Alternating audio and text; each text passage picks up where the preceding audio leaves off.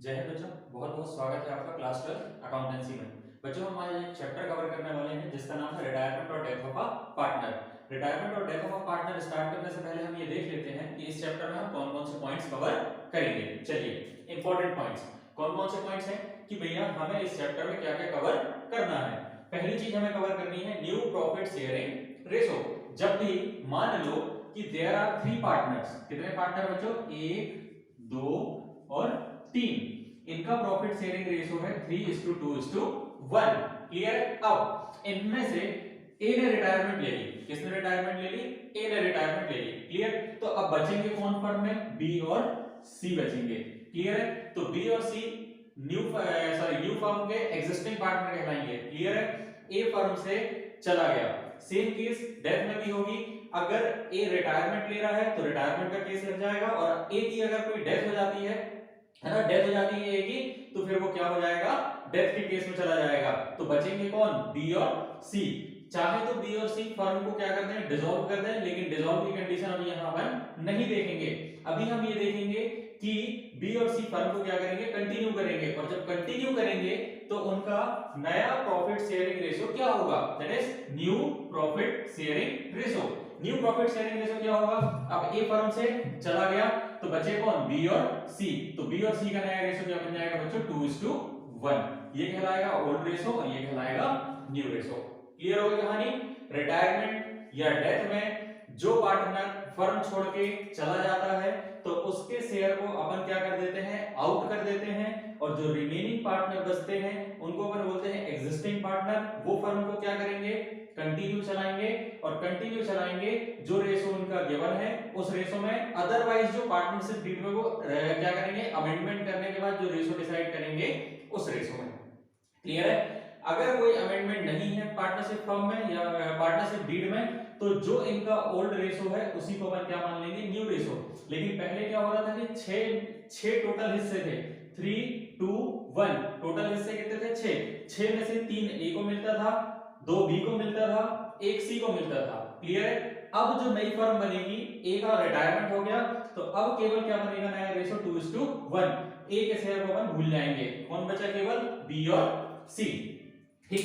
तो अब total total जो शेयर होगा उसके कितने हिस्से होंगे, 3 हिस्से होंगे। कितने हिस्से होंगे, 3, और 3 में से 2 मिलेगा बी को और 1 मिलेगा ए सी को। क्लियर है। किसको मिलेगा, 1 सी को मिलेगा। चलिए, तो यहीं पे सेम कंडीशन बाकी लोगों के साथ भी लगेगी। यहाँ ए को रिटायरमेंट किया तो ए के शेयर को भूल गए अपन। क्लियर। अगर बी रिटायर होता तो बी के शेयर को भूल जाते। क्लियर। तो बचता क्या, 3:1। बी को भूल गए तो बचता क्या, 3:1। अगर सी रिटायरमेंट लेता तो क्या बचता, 3:2। तो नया रेशो आपका वही हो जाता, जो पार्टनर फर्म छोड़ के जा रहा है उसके शेयर को हम छोड़ देते। क्लियर है। और बाकी जो रिमेनिंग बचता वही उनका क्या बन जाता, न्यू।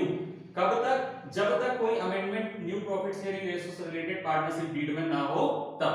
क्लियर। तो पहली कंडीशन कि हम क्या कैलकुलेट करेंगे रिटायरमेंट और डेथ के केस में, new profit sharing ratio by excluding the retirement और डिसीज्ड पार्टनर। डिसीज्ड पार्टनर और रिटायरमेंट पार्टनर को छोड़कर, क्लियर, जो रिमेनिंग पार्टनर होंगे उनके शेयर को अपन कैलकुलेट करेंगे, तो वो कहलाएगा उनका new profit sharing ratio. Next, gaining ratio. क्या कहलाता है गेनिंग रेशियो, स्वाभाविक सी कहानी है कि पहले 3 हिस्से हुआ करते थे एक रोटी के। एक रोटी के कितने हिस्से हुआ करते थे, 3। अब जब तीसरा पार्टनर फर्म छोड़ के चला गया तो अब एक रोटी के कितने हिस्से होंगे, 2 हिस्से होंगे। तो जो पार्टनर्स रहेंगे वो क्या करेंगे, अपने शेयर को रिसीव करेंगे। मतलब स्वाभाविक सी कहानी है कि पहले एक रोटी के 3 हिस्से हुआ करते थे। कितने हिस्से हुआ करते थे, 3। तो ए को मिलता था, बी को मिलता था, सी को मिलता था। ए फर्म छोड़ के चला गया तो अब एक रोटी के कितने हिस्से होने लगे, 2। मतलब कि ए को जो शेयर जाता था अब वो किसको किसको मिलेगा, बी और सी को मिलने लगा होगा। क्लियर है। ये जो ए का शेयर था, ये वाला हिस्सा ए को मिलेगा और ये वाला हिस्सा सी को मिलेगा। क्लियर है। ए चला गया फर्म छोड़ के तो बी को मिलेगा ए का ये वाला हिस्सा और सी को मिलेगा ए का ये वाला हिस्सा। क्लियर है। ये हिस्सा किसके लिए, बी के लिए, और ये वाला हिस्सा किसके लिए, सी के लिए। तो इनका क्या कहलाएगा, वो गेन। क्या कहलाएगा, गेनिंग रेशो। गेनिंग रेशो का जो फॉर्मूला होता है वो होता है new ratio minus old ratio. New ratio minus old ratio वो कहलाता है बच्चों हमारा गेनिंग रेशो। जब भी कोई क्वेश्चन आपको वहां पे गिवन हो और गिवन के साथ साथ आपको न्यू रेशो भी गिवन हो और ओल्ड रेशो भी गिवन हो, अगर ना हो न्यू रेशो तो हमने आपको बता दिया कि कैसे निकलेगा। ए रिटायर हुआ तो ए के शेयर को छोड़ो, बी और सी का नया रेशो क्या बन जाएगा 2:1। तो यही आपका न्यू रेशो बन गया और ये आपका ओल्ड रेशो बन गया। तो न्यू में से ओल्ड को माइनस करेंगे तो आंसर क्या आ जाएगा हमारा गेनिंग रेशो। और अगर क्वेश्चन में गिवन है ओल्ड और न्यू दोनों, तो जो ओल्ड है ओल्ड को सब्सट्रैक्ट कर दो किससे, न्यू से, तो आंसर क्या आ जाएगा गेनिंग रेशो। क्लियर बच्चों? चलो आगे देखते हैं। ट्रीटमेंट ऑफ गुडविल, क्या बोलते हैं यहाँ पे, ट्रीटमेंट ऑफ गुडविल। हमने जो ट्रीटमेंट ऑफ गुडविल एडमिशन के टाइम पे सीखा था कि जब कोई पार्टनर आता है फर्म में तो वो कैपिटल भी लेके आता है और प्रीमियम फॉर गुडविल भी लेके आता है। क्लियर है? हमने ये दोनों चीजें देखी थी। अब जब कोई पार्टनर फर्म से चला गया, दैट इज रिटायरमेंट, रिटायर हो गया, या फिर उसकी डेथ हो गई किसी पार्टनर की, तो जो डेथ वाला पार्टनर है अब वो तो आके लेगा नहीं, तो उसका जो एग्जीक्यूटर होगा, जो उत्तराधिकारी होगा, है ना, उस डिसीज्ड पार्टनर का कोई उत्तराधिकारी होगा, एग्जीक्यूटर होगा, वो जितना भी अमाउंट डेथ वाले पार्टनर को मिलना चाहिए वो पैसा पूरा कौन लेके जाएगा, उसका एग्जीक्यूटर लेके जाएगा। लेकिन रिटायरमेंट के केस में क्या होगा कि जो बंदा रिटायरमेंट ले रहा है वो पूरा का पूरा पैसा अपना लेके चला जाएगा। तो वो क्या क्या लेके जाएगा, जब आ रहा था तो कैपिटल भी ला रहा था, प्रीमियम फॉर गुडविल भी ला रहा था, और जब जाएगा तो कैपिटल भी लेके जाएगा और प्रीमियम का पैसा भी वो लेके चला जाएगा। क्लियर है? मतलब जो एंट्री वहां पे होती थी वही एंट्री यहां पे भी होगी। Gaining partners capital account debit to sacrificing partners capital account. क्या एंट्री होगी बच्चों, वो देखो। Gaining partners capital account debit, gaining partners capital account debited to sacrificing partners capital account.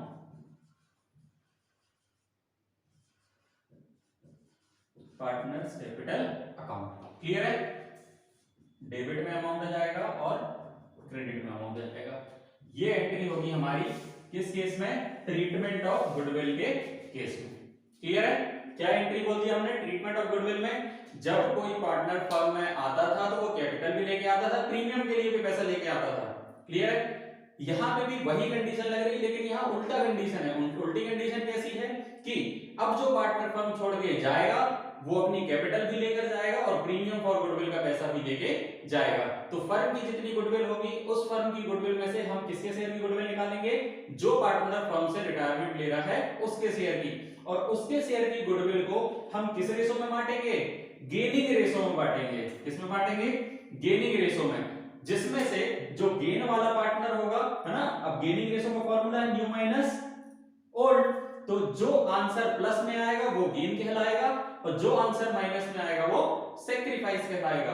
Gain वाले को करेंगे हम डेबिट और सैक्रिफाइस वाले को करेंगे हम क्रेडिट। क्लियर है बच्चों? चलिए next, revaluation account. Revaluation account क्या होता है, हमने पढ़ा था कि एसेट्स और लायबिलिटी की वैल्यू में क्या होता है, इंक्रीज और डिक्रीज होता है, कम या ज्यादा होती है पूरे ईयर में। क्लियर? अब जिस टाइम पे ये पार्टनर रिटायरमेंट हो रहा है उस टाइम पे हम क्या करेंगे, सारी एसेट्स और लायबिलिटी की वैल्यू को रीवैल्यू करेंगे, मतलब उनका क्या करेंगे, फिर से चेक करेंगे, है ना, पुनर्मूल्यांकन जिसको अपन बोलते हैं। तो पुनर्मूल्यांकन करने के बाद ये पता लगेगा कि कौन सी एसेट्स इंक्रीज हो गई, कौन सी एसेट्स डिक्रीज, कौन सी लायबिलिटी इंक्रीज, कौन सी लायबिलिटी डिक्रीज। तो उसके लिए हम क्या बनाते थे, रीवैल्यूएशन अकाउंट। तो जैसा रीवैल्यूएशन अकाउंट अपन ने एडमिशंस ऑफ पार्टनर में सीखा है, वैसे ही यहां पे भी आपका रीवैल्यूएशन अकाउंट बनेगा। क्लियर है? उसमें कोई चेंजेस नहीं आएगा। क्लियर है? तो ये वाला टॉपिक भी हमारा कंप्लीट हो जाएगा, revaluation account. Next, adjustments of profit and loss and reserve. हमने सीखा था कि जब भी कोई रिजर्व होता है फर्म के अंदर, मतलब ओल्ड बैलेंस शीट में, या कोई प्रॉफिट होता है, या फिर आपका क्या होता है, ओल्ड गुडविल होती है, तो इन सब चीजों को हम ओल्ड पार्टनर के ओल्ड रेशो में बांट देते हैं जब भी पार्टनरशिप डीड चेंज होती है तब, दैट मींस रिकॉन्स्टिट्यूशन के टाइम पे।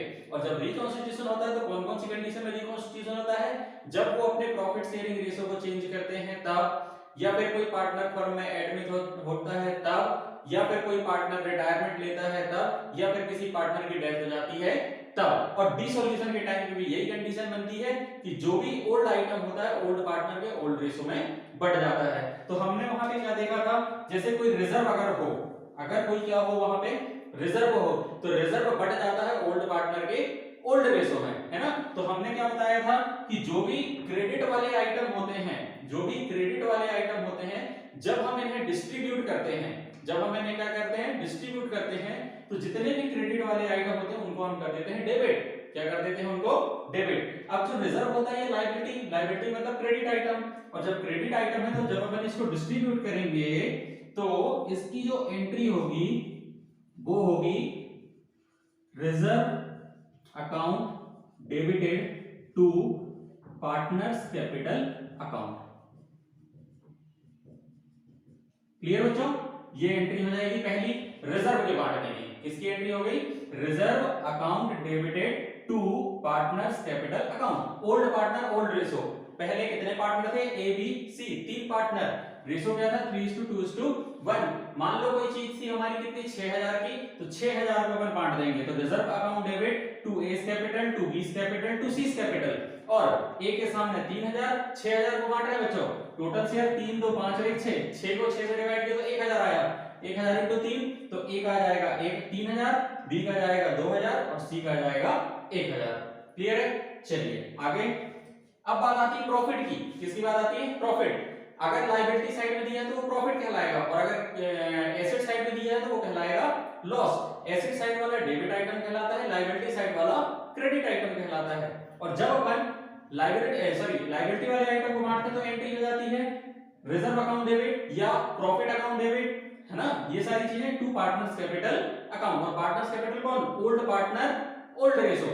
अगर मान लो कोई चीज कहां दी गई हो, एसेट साइड दी गई हो, डेबिट आइटम कहलाती है एसेट्स वाली चीजें। तो जब डेबिट आइटम को अपन बांटेंगे तो उनको क्या करेंगे, क्रेडिट। तो डेबिट में क्या आएगा बच्चों, वो आएगा partners capital account debited to, क्या क्या होता है डेबिट में, एसेट साइड में कौन कौन सी चीजें होती हैं, एक होती है old goodwill, goodwill account, two दूसरी चीज क्या होती है, प्रॉफिट एंड लॉस। तो प्रॉफिट एंड लॉस का क्या होता है बच्चों, वहां पे लॉस होता है, क्या होता है, लॉस अकाउंट, ठीक। और टू क्या होता है, एक और advertisement suspense account, advertisement suspense account. ये सारी चीजों को अपन ओल्ड पार्टनर ओल्ड रेशो में बांट देते हैं। क्लियर है, ये डेबिट आइटम 1 2 3। क्लियर, ये एंट्री आपकी यहां पे हो जाएगी adjustments of profit and reserve की एंट्री। क्लियर है बच्चों, चलिए नेक्स्ट आता है एडजस्टमेंट्स ऑफ कैपिटल। याद रखना कि जैसा एडजस्टमेंट्स ऑफ कैपिटल हमने एडमिशन के टाइम पे सीखा है अबव द कॉलम और below the column, same adjustments यहां पे भी होगा, बशर्ते जो पार्टनर रिटायर हो रहा है उसके अमाउंट को हम कैरेट डाउन के नाम पे नहीं लिखेंगे। अब वो हमारे लिए रिटायर्ड जो पार्टनर है, रिटायर्ड पार्टनर है, वो हमारे लिए अब आउटसाइडर कहलाएगा। कौन कहलाएगा, वो हमारा पार्टनर नहीं कहलाएगा, वो हमारे लिए वो क्या कहलाएगा, क्रेडिटर। और क्रेडिटर का जो भी बैलेंसिंग फिगर हमारे पास निकल के आता है वो कहलाता है लोन। क्या कहलाता है वो, लोन। तो रिटायरमेंट पार्टनर, रिटायर्ड पार्टनर कौन है, ए। तो ए का जो भी बैलेंस कैपिटल अकाउंट में आएगा वो किसके नाम से आएगा, लोन के नाम से आएगा। किस नाम से आएगा, लोन के। और एडजस्ट किनकी कैपिटल होगी, बी और सी की। इसका तो लोन के नाम पे आ गया, बी और सी की कैपिटल क्या हो जाएगी, एडजस्ट हो जाएगी। कहां पे, बिलो द कॉलम। हमने सीखा था अबव द कॉलम और बिलो द कॉलम। तो बिलो द कॉलम में बी और सी की कैपिटल एडजस्ट हो जाएगी, और जो पार्टनर रिटायर हो रहा है तो उसका अमाउंट अगर रिटायर हो रहा है तो लोन के नाम पे लिखेंगे, और अगर उसकी डेथ हो गई है ए की तो हम उस चीज को लिखेंगे एग्जीक्यूटर के नाम पे। किसके नाम पे लिखेंगे, एग्जीक्यूटर अकाउंट के नाम पे। एग्जीक्यूटर मतलब डेथ वाले पार्टनर का उत्तराधिकारी, मतलब उसका कोई ना कोई नॉमिनी होगा, उस नॉमिनी को हम पेमेंट कर देंगे।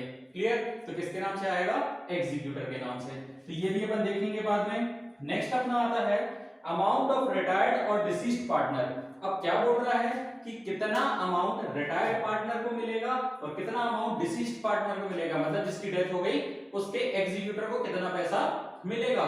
तो इस चीज को कैलकुलेट करने के लिए भी हम किसकी हेल्प लेते हैं, कैपिटल अकाउंट की हेल्प लेते हैं।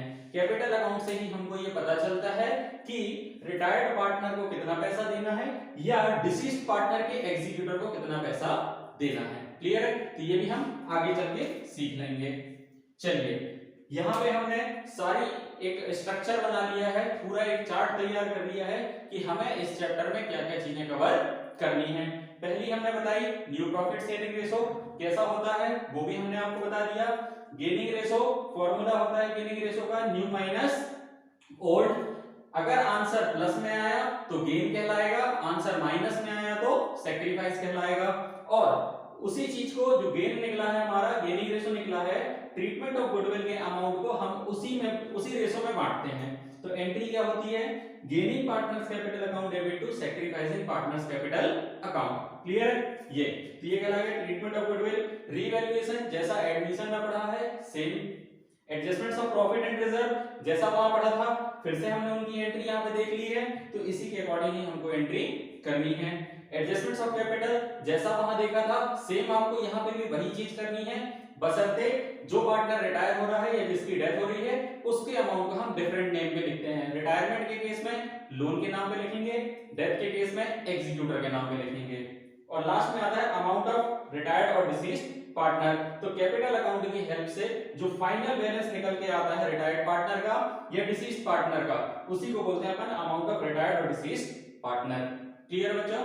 चलिए नेक्स्ट क्लास में हम न्यू प्रॉफिट शेयरिंग रेशो देखेंगे कैसे कैलकुलेट होता है, गेनिंग रेशो देखेंगे कैसे कैलकुलेट होता है, और ट्रीटमेंट ऑफ गुडविल देखेंगे। क्लियर बच्चों? चलिए आगे देखेंगे हम इसको नेक्स्ट क्लास में। तब तक के लिए थैंक यू।